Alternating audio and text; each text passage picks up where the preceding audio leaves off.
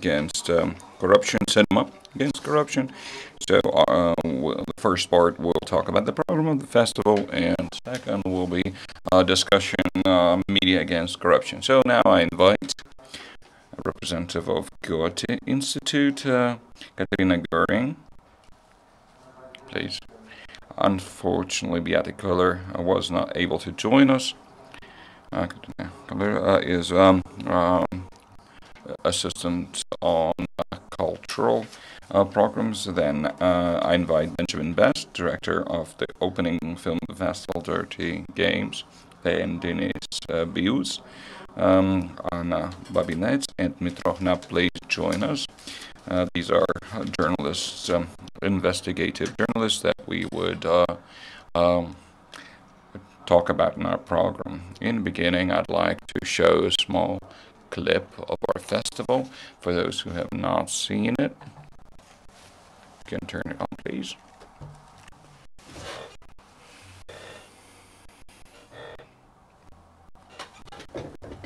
Cinema against corruption.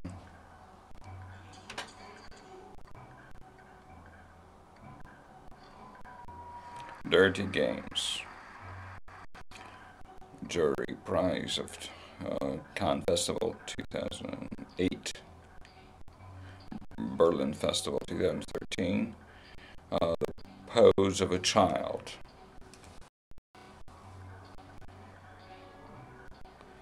Fifth Power.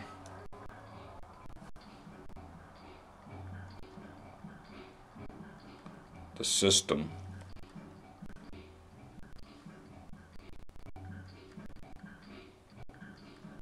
A Fool.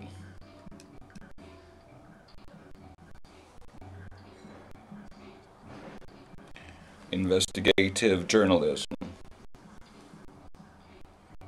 Cinema against corruption.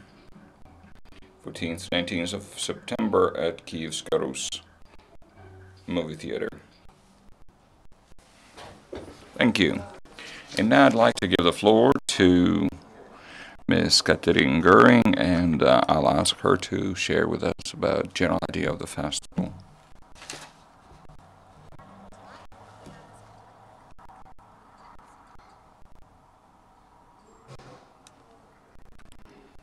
Представляю Goethe-Institut. Good morning. I'm Katarina Görig from Goethe-Institut.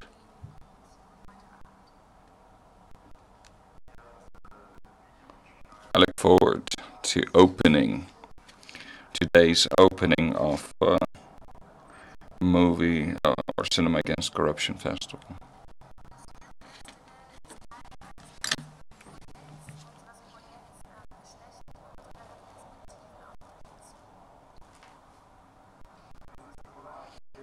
This cinema festival is part of a bigger project entitled Bestechend, views on corruption from the standpoint of culture.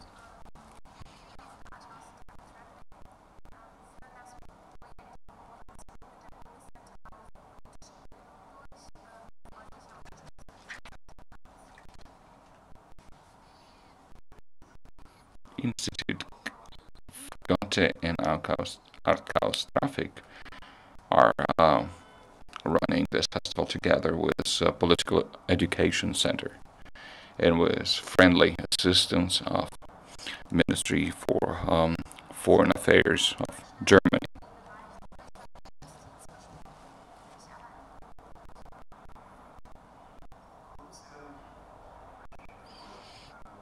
There is discussion about corruption in Germany, considering economy and law, but often cultural aspect is not considered.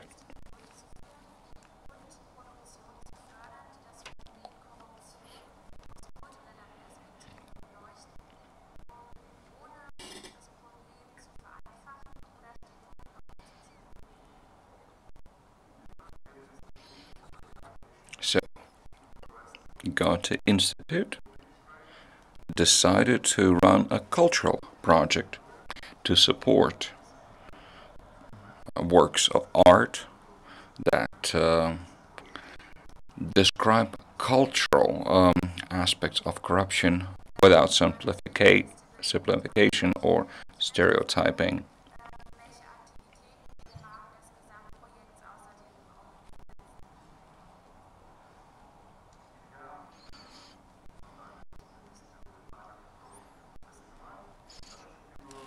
Ilya will continue describing the festival, but from my standpoint, I'd like to talk about other events within this project.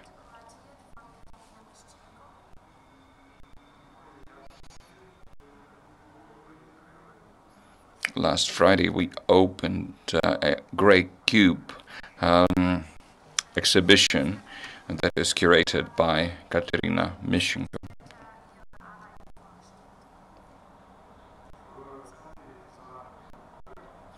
At the Center for Visual Culture, 6 artists have presented their works.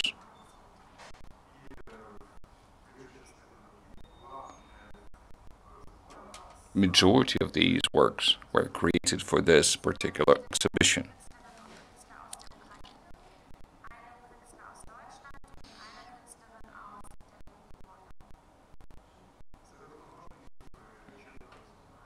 Four of these artists come from Ukraine, 1 from Germany, and 1 from Moldova.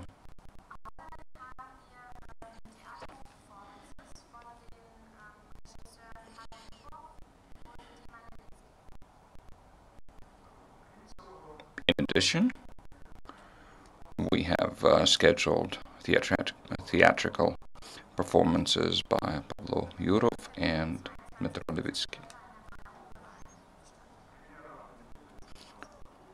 The grand opening will be on 22nd of September at the Grand Opera.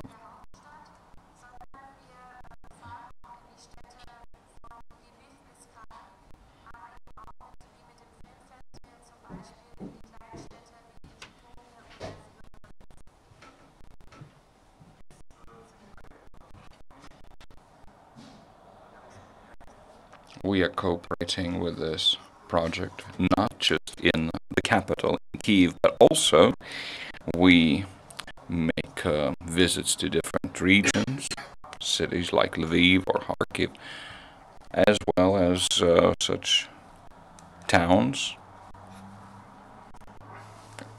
I'm here talking about our festival. We are visiting Severodonetsk and Zhytomyr as well.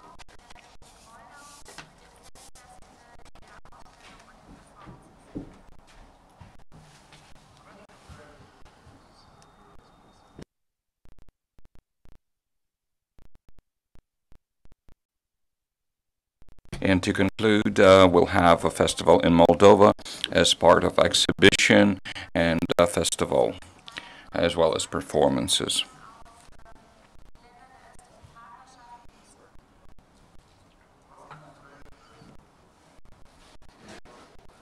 The project began in Berlin in June this year at a great symposium with participation of 200 participants from Eastern Partnership countries as well as Russia.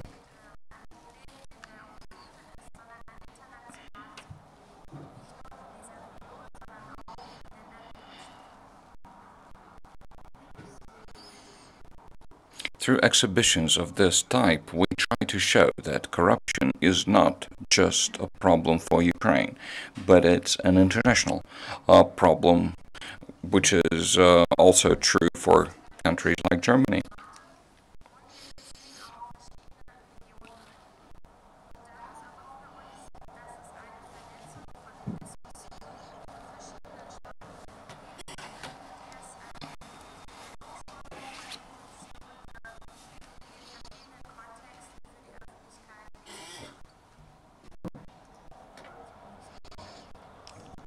Here at the festival, we have different formats.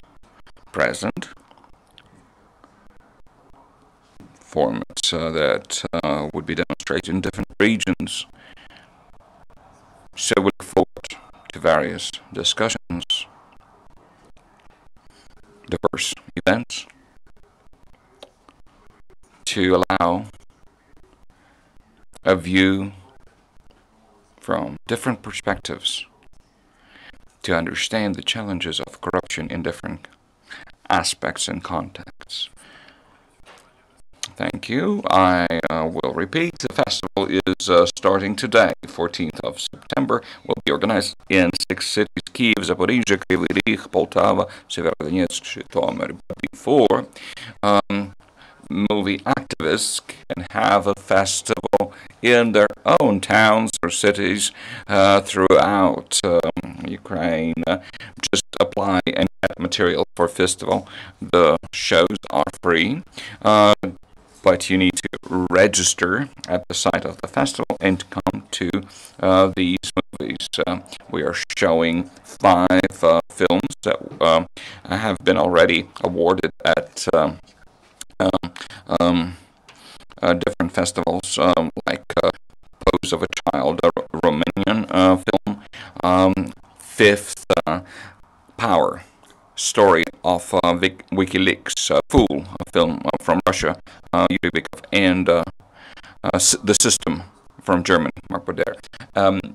We have Benjamin Best here, who is director of The Disclosure, but also he will talk about dirty games, please.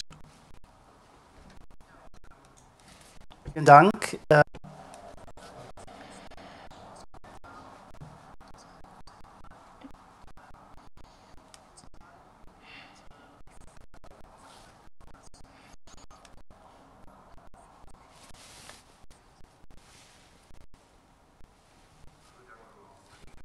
Thank you very much for selecting my film.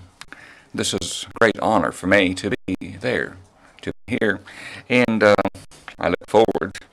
I'm very excited that my film will be viewed by many spectators tonight.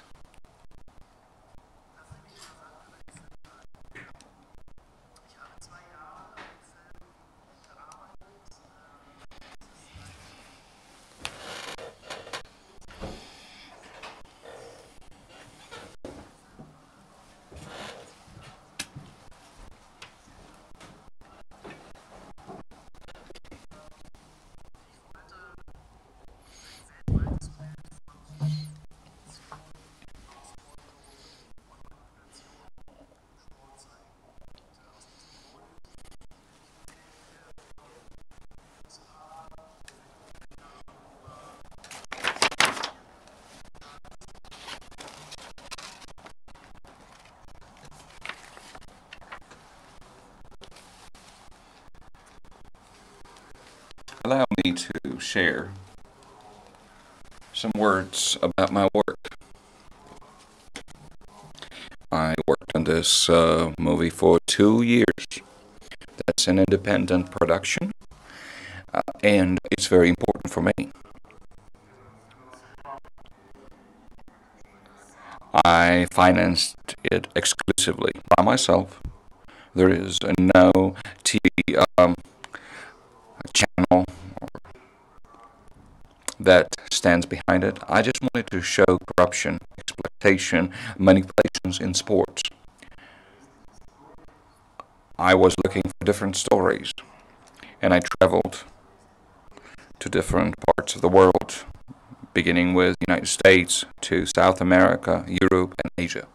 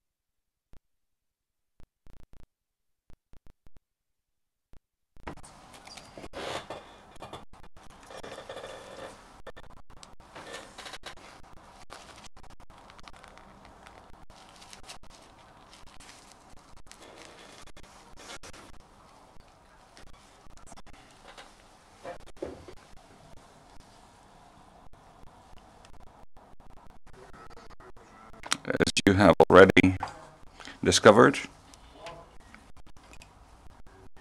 sport and sport-related business for the last decade has been developing in an explosive way. Media sponsors join in, sports unions and associations grow, while the fans, those who are real sport supporters, are forgotten.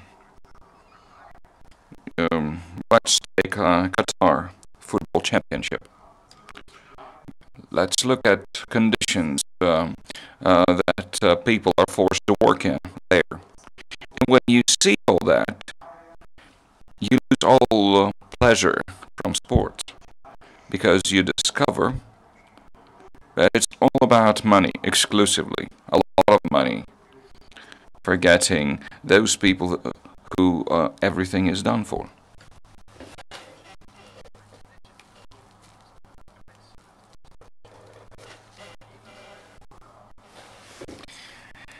Unfortunately, Ukraine did not get into this movie, for good or for bad, I don't know.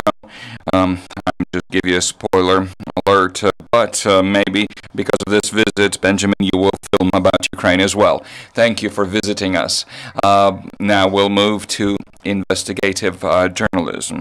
Unfortunately, we did not find full-length investigative journalism movies in Ukraine, so we presented investigative journalism here and their programs. We have selected three. The first work of Natalia Sedletska, Kyiv, London. It's about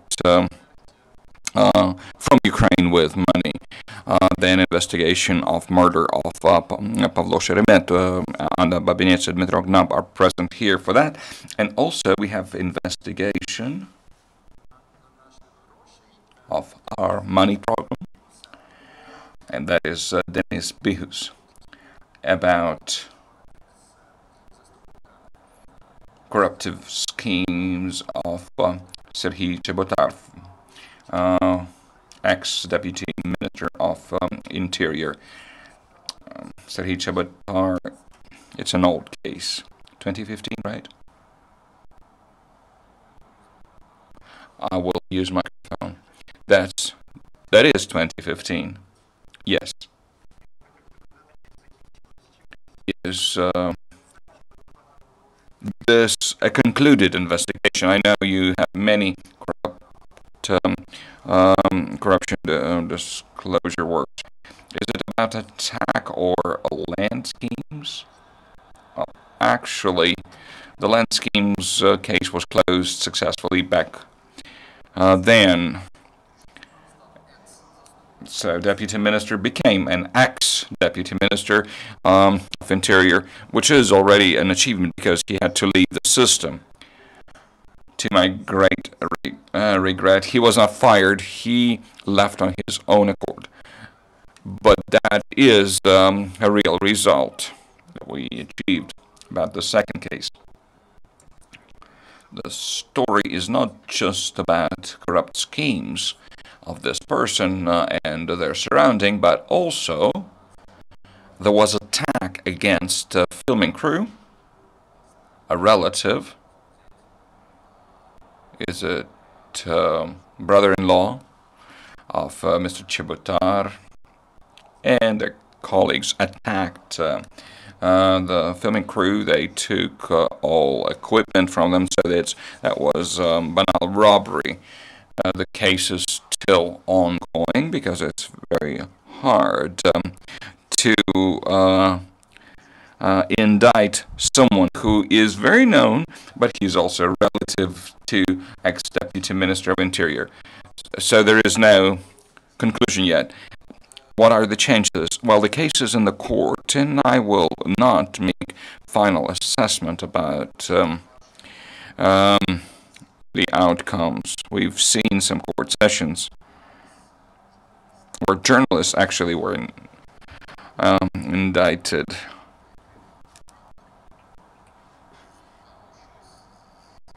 or we've seen some cases where evidence disappeared, as well as testimonies were rendered invalid. So I don't know who will be punished and how.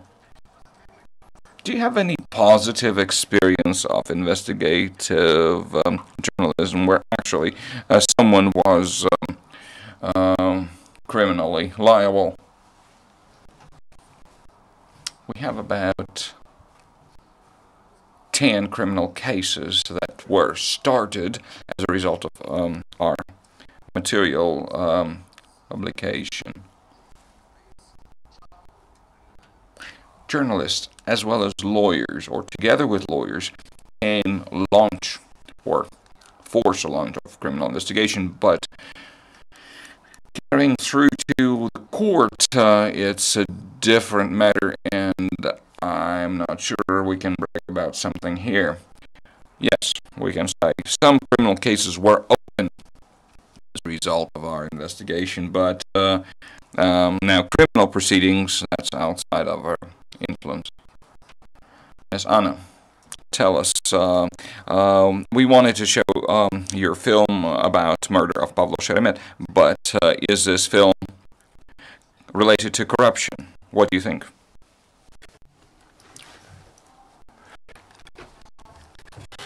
Well, indirectly, I'd say that it does concern corruption, but the mere fact that Mr. Sheremet's assassination has not yet been investigated and the culprits have not been found, that's namely because of this corrupt system.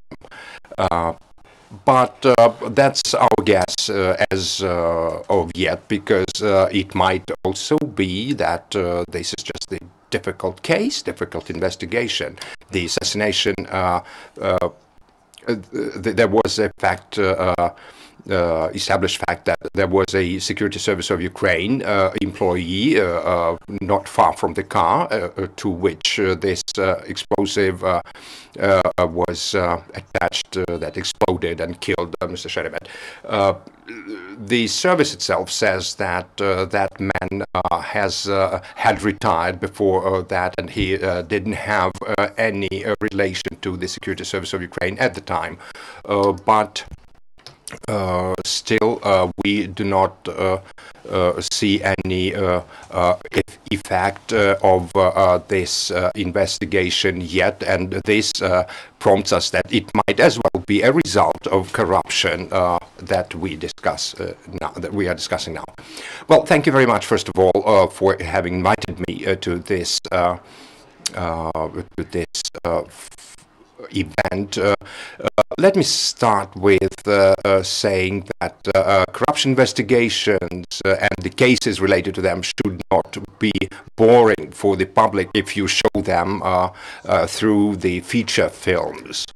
Speaking about our colleague, Pavel Sheremet, this discussion was decided by organizers that we are discussing it here and now. I can only add that I agree with what Anna said. There is a saying, let me refer you to this saying, a well-known saying, that whatever you do in business, it all goes back to the people. So rephrasing it with regards to the state of Ukraine, whatever you do in Ukraine, you still get back to the Ukrainian state, which is corrupt. In all your dealings, you will confront that. You will face that situation. So the Prosecutor General's Office, the Security Service of Ukraine, who are supposedly helping the police to investigate all the corruption cases and the assassination case of this sort, that when we talk about Mr. Sheremet, we can see that their work has been ineffective. It's a failure. We might say that their work is a complete failure. And what we see now is that the investigation department of the police, the Ministry of Interior, and the investigators themselves, they are overloaded, they have huge workloads that they cannot handle. And why does not the security service of Ukraine can get involved in and assist in this investigation? We do not know the answer to that. The cars continue to explode, the assassinations continue. We now hear a lot of talk about creation of new investigative bodies, but for us, for the journalists, we think that why should we work and why should we investigate if the whole investigative system is against us, and any one of us could be arrested, and by Lee Kuan Yew's advice, famous ill advice expressed by him, 3 of our closest friends will be arrested as well. So if the police and the prosecutor general's office and the security service, they remain basically unreformed, and that is a convenient situation for the authorities, because they are not threatened, and their malpractices and wrongdoings are not threatened at all by the law enforcement agencies of Ukraine. Well, let us get closer to your film. Well, it was the first time it was aired. We started with the investigation of Serhiy Chekhov's case investigation. This is the village of Gatne, not far from Kyiv. In that film, in that documentary, we just show how difficult life was for a teenager who started asking awkward questions, awkward for the authorities, and the film shows how difficult life can be made for these people. In that other film of ours, we showed what happens to the people who start really uncovering cases of corruption. And as we see from the cases widely known, like beating of Dmytro Hnap in Kharkov, who was a well-known anti-corruption activist. Mr. Prelenko was shot twice in Odessa from a shotgun. Then Serhiy Chekhov case that I have already mentioned, who receives threats all the time from the huge, large men with threatening appearance, obviously members of the organized crime. That's what we have shown, and we consider it very important to show all these instances, all these situations to the public, because and the conclusion is that if you are investigating it and you are an investigative journalist, the more difficult life can get to you. But still, we think that the more movies we make, the better situation in the society should be. Well, certainly it will not make people uncover the corruption cases by themselves, but at least it will be a stimulus for them to somehow participate, to facilitate the uncovering of corruption. Well, let me remind you now that in the hall of this building there is or a movie theater. Our movie theater, there is an exhibition about corruption and uncovering of corruption, and I invite everyone present to be more active in uncovering corruption in your own towns and cities. And let me turn the floor over now to Benjamin. Let you stay there on this scene, on the stage, sorry, and let we change a little bit the participants who are on the stage, and let me invite Mr. Andriy Kulikov, to whom I want to give floor now. And thank you, Ilya. We still expect Mr. Miroslav Yurcheshin to join us. he is supposed to take part. Yeah, he is here, Miss Kolodnyuk. Mr. is an executive director, the executive director of Transparency International Ukraine, and Ms. Kolodnyuk is the director of the Corruption Monitoring Center, and then Ms. Kiranaki, who is a prominent TV personality in investigative journalism, and Ms. Sedletska, who is not here, she has not arrived yet, and Ms. Manjura, who represents the Communications Department of the National Agency of Fight Against Corruption. That's the Ukrainian government agency. The time that remains is only 45 minutes, so let us be concise in our presentations so that we leave some time for the questions. So the influence of the media content, or what we call the media content, the work of the media in general, how does it influence, how does it affect the not only the struggle against corruption, but rather in prevention of corruption?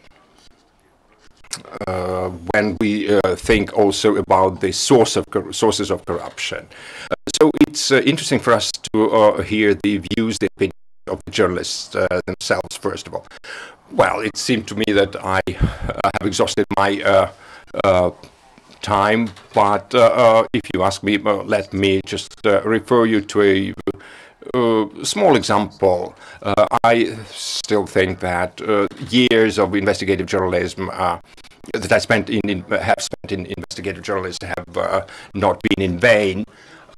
We think that, thanks God, it has become trendy in our society to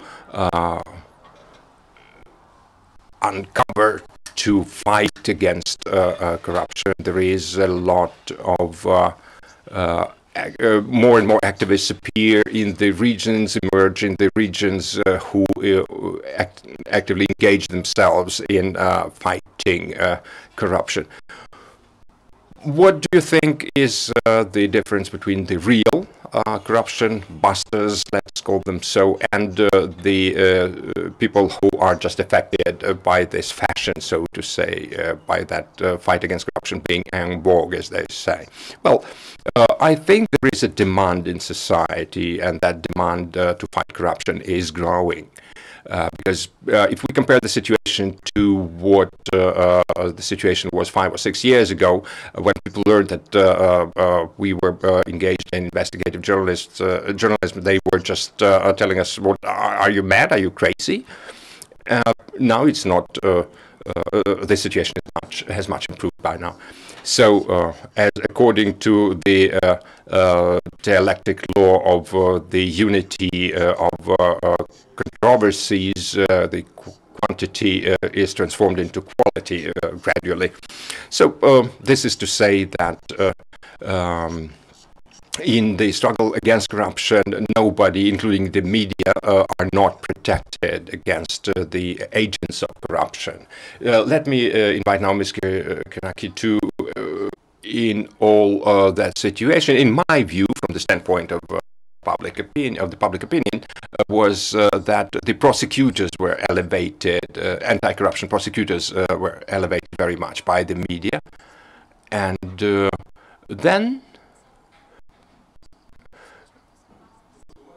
different various cases started to be uncovered about the violations and the breaches of law by the investigative and law enforcement authorities themselves started to be uncovered. It was revealed, for example, that our security service personnel established unlawful cooperation with different parts to different trials. Like, for example, there were cases when the witnesses were unlawfully practically recruited by the law enforcement.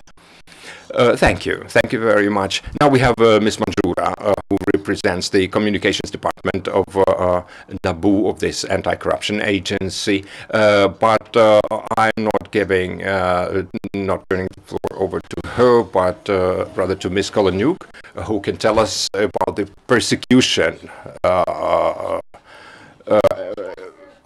the fighters against corruption, how they are being attacked, beaten, harassed, and so on. But still, as you already mentioned, the fact that public opinion became more favorable towards corruption, towards struggle against corruption. Can you describe that and focus even more on how are there any real instances of help from those newly converted, so to say, people with whose opinion has become more positive towards struggle against corruption? Well, I'd say that it's sometimes quite to the contrary of what you've said, because in April, for example, we felt all of a sudden increased pressure from many sides, pressure that was trying to suppress our work. And but we consider this to be positive. We consider this a sign of effectiveness of our work. This makes us think that we are more effective in making the authorities react more actively to what we do. So we were created as an expression of outrage in the cases when there were evident cases of corruption, where the law enforcement officials only had to file them, to file all the materials and go to the court and prosecute the culprits in the courts, and that was not happening. We made them react to these cases, these public officials. And after the revolution of Hidnist, these events here in Kyiv in 2014, I think there has been some progress made. We have this anti-corruption bureau was established. For example, there was a reference here to the practices of Romania. We have analyzed them, and not only Romanian practices, but of other countries. We tried to influence positively the law, the legislative process, the laws aimed at fighting against corruption. We have now the registers of public registers that are open now to the public, with the information about types of ownership and so on, and beneficiaries' rights. So these cases and the other efforts of ours, they have changed the atmosphere in the state, and they have reduced the number of